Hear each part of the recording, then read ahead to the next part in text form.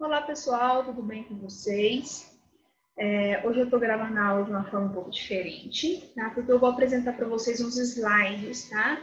Então utilizem um outro recurso aqui que eu vou, enquanto apresento, eu jogo os slides na tela, tá bom? Bem, então essa é a nossa última semana com atividades. A partir da semana que vem, nós vamos fazer aí uma recuperação para aqueles alunos que estão com atividades atrasadas. Eu vou postar um vídeo específico sobre isso, dando as orientações para os alunos a respeito dessa recuperação, tá bom? Então, para aqueles alunos que estão com tudo em dia, tudo em ordem, então é só mais essa atividade dessa semana.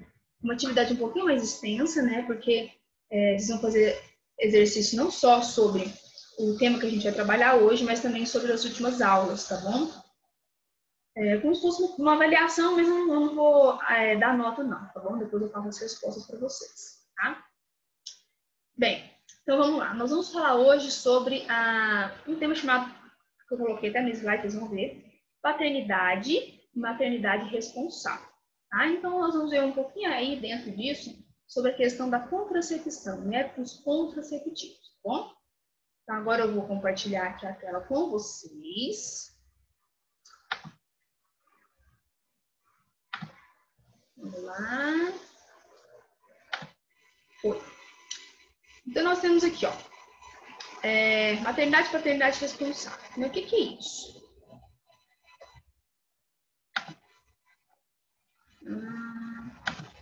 Então, existe muita... filhos, né? É uma coisa boa, né? É bom ter filhos, né? Quando vocês ficarem adultos, talvez muitos vão sentir esse desejo, essa vontade de ter filhos, tá? Mas exige muita responsabilidade e compromisso, né? Vai exigir também sacrifícios, né? Então não é fácil, né? Esse compromisso, essa responsabilidade de você educar uma criança, de você criá-la, tá? Então é preciso estar preparado, tá? E a adolescência nem sempre será o melhor momento para se ter um filho. E muitos adultos também, às vezes, não estão preparados para isso, tá? Então, existem métodos para evitar uma gravidez, porém, nenhum método é 100% seguro. Então, nós vamos ver, à medida que eu estou apresentando os métodos para vocês, vocês vão ver que todos os métodos, eu fiz questão de colocar essa eficácia do método. Então, não existe um método 100% seguro, tá? Mesmo os métodos cirúrgicos, né, para fazer cirurgia, que eu vou mostrar para vocês, tem a chance de falhar, tá? Então, se você, né, se a pessoa não quer, não pode ter um filho em hipótese alguma, a única forma totalmente segura de não se ter um filho é a abstinência. A partir do momento que você se envolve, você está numa relação, né, com outra pessoa, que vocês têm relações sexuais, mesmo com métodos contraceptivos, pode haver uma gestação, tá? As chances vão variar de acordo com cada método, mas há essa possibilidade. A única forma 100% segura de não se engravidar é não ter relação sexual, tá? Então, nós temos vários tipos de métodos. Então, temos métodos de barreira. Esse aqui é o tipo deles, tá? Depois eu vou falar um pouquinho sobre cada tipo. Métodos químicos, métodos hormonais, métodos cirúrgicos e métodos naturais. Então, o método de barreira, primeiro aqui, ó, método de barreira. O objetivo dele é evitar que o espermatozoide chegue até o óvulo. Então, ele vai evitar esse encontro dos dois. Então, quais são os métodos de barreira? A camisinha, que é o preservativo, né? Aqui tem o exemplo da masculina e a feminina, tá? Então, o método de barreira. Então, o que é a camisinha? Ela é um envoltório de látex fino que é usado durante o ato sexual. A eficácia dela, cerca de 85%. Tá? O esforço, o que é esforço? O que se deve fazer para utilizar o método? Deve ser usada em todas as relações sexuais. Quanto a DSTs, que são doenças sexualmente transmissíveis, evita DSTs? Sim, ela auxilia para evitar DST. Tem efeitos colaterais? Não, não apresenta nenhum efeito colateral. Abortivo? Também não. Esse abortivo que eu vou colocar em todos os métodos, né? Se, por exemplo, se ele mata o embrião após a fecundação, todo método que vai agir após a fecundação, né? Ele é considerado abortivo, tá? Porque está matando o embrião. A gente viu que o início da vida se dá na fecundação do óvulo, né?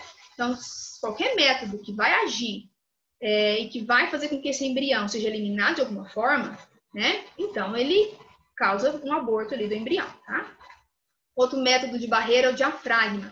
O diafragma, ele é colocado aqui nessa região aqui, que é o colo do útero, ó, ampliado, olha como é que ele fica. Então, ele impede que o espermatozoide, ele evita, né, chegue, né, entre aqui no útero e com isso ele chega até o óvulo, tá? Então, o que é o diafragma? É um copinho de silicone em forma de cúpula que é inserido na vagina algumas horas antes do ato sexual. A eficácia dele, 88%. O esforço deve se colocar 18 horas antes do ato sexual. Evita DSTs? Evita doenças? Não. Efeitos colaterais, ele apresenta algum? Não. É abortivo? Não. Esses efeitos colaterais eu vou falar melhor quando falar de alguns métodos que têm efeitos colaterais, tá? Métodos químicos. Então, o objetivo, ele vai causar alterações químicas que dificultam a fecundação ou implantação. Então, o espermicida, né, um creme, né, coloquei a foto aqui com a descrição. Então, o que é? É uma substância química que mata os espermatozoides. A eficácia dele, cerca de 71%. Não é muito eficaz, né? Esforço, aplicar antes de toda relação sexual. Geralmente o espermicida ele é utilizado junto com aquele diafragma, né? Que é aquele que coloca lá no colo do útero.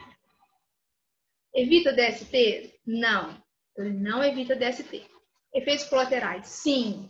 Tá, agora a gente vai ver alguns que apresentam efeito colateral. Pode causar irritação, reações alérgicas, aumenta índices de infecção por HIV. Então, além de não evitar DST, ele aumenta esse índice aqui de infecção por HIV.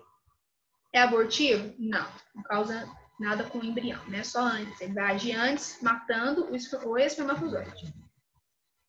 DIU. DIU de cobre. DIU é dispositivo intrauterino. Então, é um objeto, né, em forma de telha, pequenininho assim, né, que tem um cobre aqui envolvido nele. Ele é inserido dentro do útero, isso é feito pelo médico, né, e ele vai causar, agora vamos ver aqui para a descrição, não, aqui é um objeto em forma de T envolvido com cobre. Ação. Ele libera uma quantidade de cobre que mata os espermatozoides. Mas ele não faz só isso, ele também causa uma inflamação no endométrio. Endométrio é a parede uterina, aquela parede lá onde o embrião vai se fixar, tá? E com isso ele impede a implantação do embrião, olha só. Então, se ele impede a implantação do embrião, ele é abortivo. Porque o embrião não consegue se implantar e acaba morrendo e sendo eliminado, tá? Eficácia dele, 99%. Esforço deve ser colocado por médico e dura de 5 a 10 anos. Evita DST? Não. Quais os efeitos colaterais? Ele causa bastante efeitos colaterais, tá? Ele pode causar alterações menstruais, como fluxo menstrual mais intenso e mais cólicas, tá bom?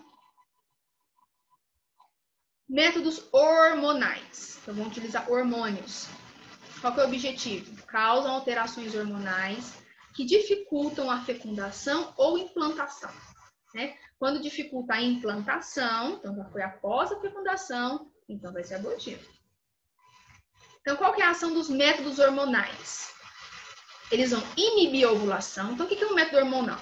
Vai colocar hormônio dentro do corpo da mulher, a gente vai ver as formas que esses hormônios são colocados, e esses hormônios vão ter uma ação. Qual que é a ação? Inibir a ovulação, alteram o muco cervical, prejudicando os espermatozoides, tá? Então, as mulheres produzem um muco, né, lá no colo do útero que nutre os espermatozoides, ajudam eles a chegar ao óvulo.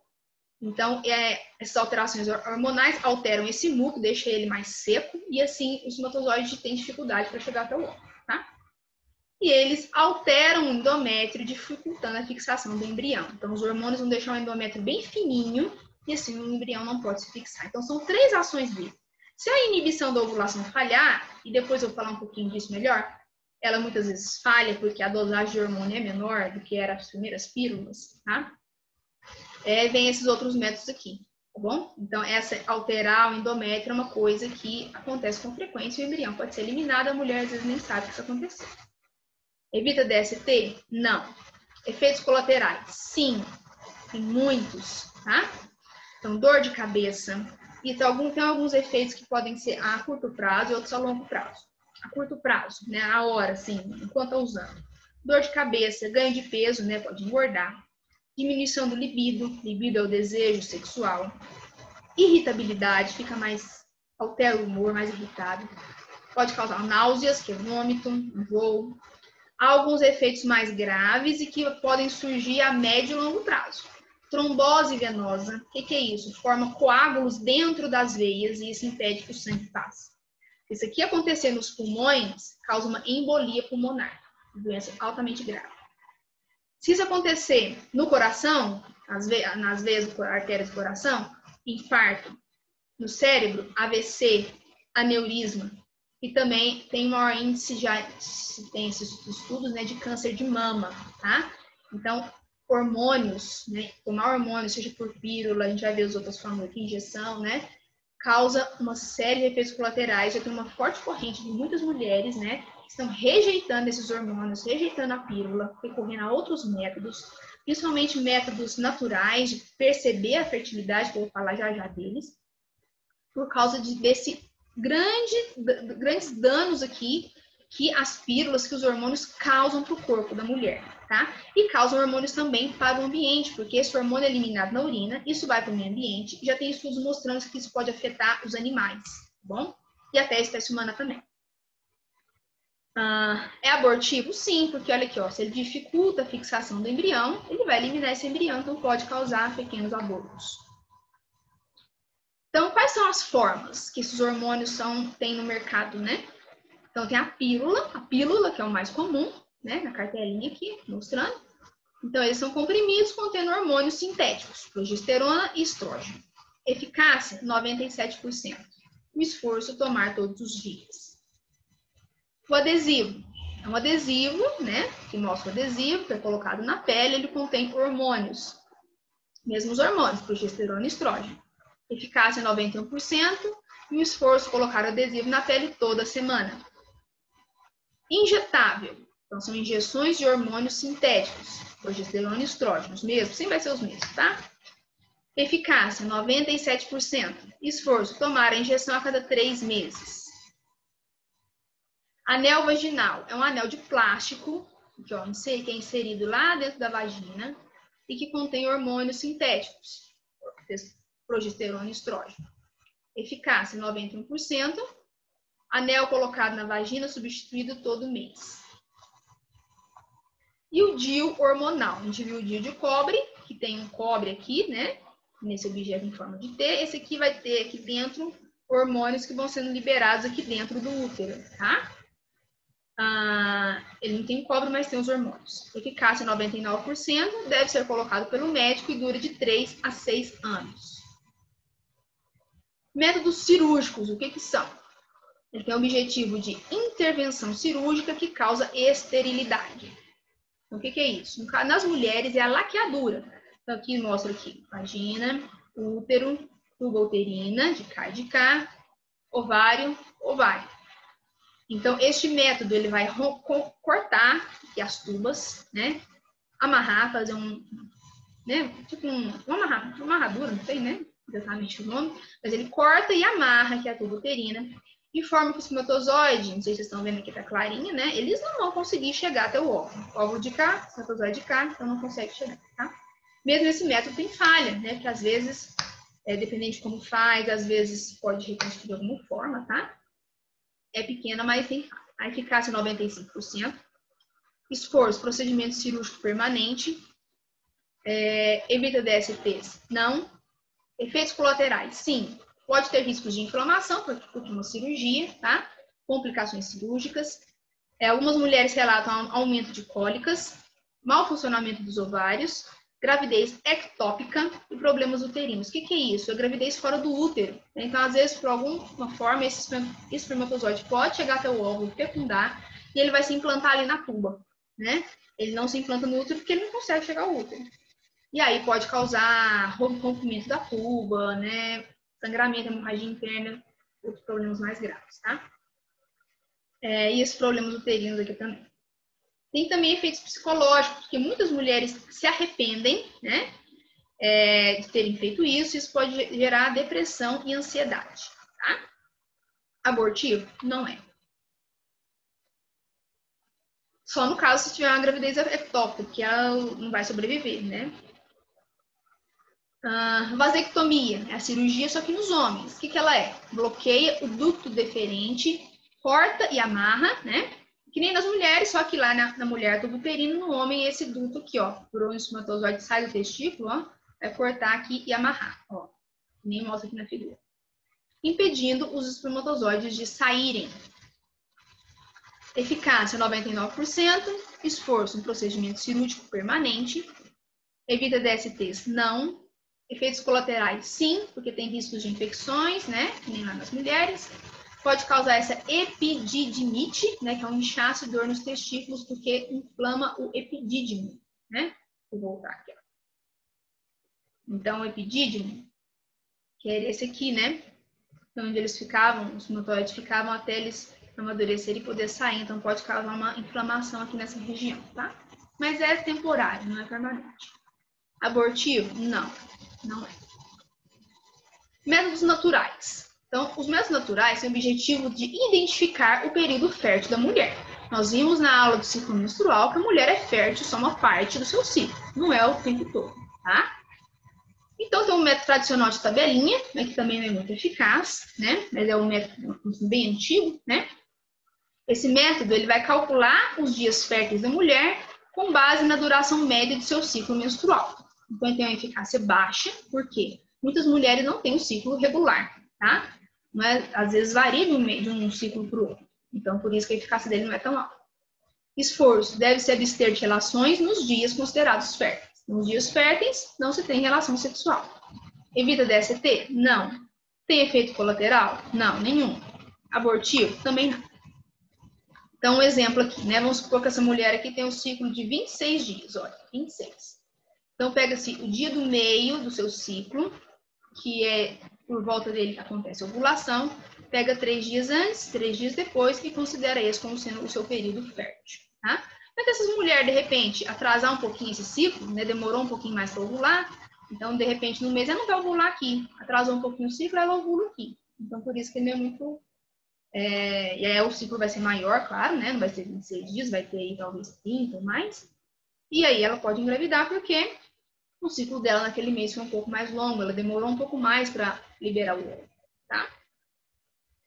Método da ovulação de Billings. Esse método aqui já é mais seguro, porque ele não vai fazer cálculo em cima de média dos dias do ciclo menstrual. Ele vai observar alterações, né, no muco cervical, que eu já vou mostrar, que mostram que essa mulher está fértil ou não. Então, quem desenvolveu foi um casal de médicos, né, por isso que ele tem até mais um pouco de confiança, né, e até a comprovação científica também, que eles chamavam Billings, tá? Era John e Evelyn Billings, um casal de médicos australianos, que desenvolveram esse método. Então, deixa eu colocar aqui. Então, o que é? Observa-se as sensações de umidade e mudança no muco cervical. Umidade que é percebida pela mulher, né? Na sua genitália externa, que é a vulva, tá? E mudanças nesse muco cervical, que a mulher consegue também ver esse muco, né? Eficácia, 97%. Esforço, deve-se fazer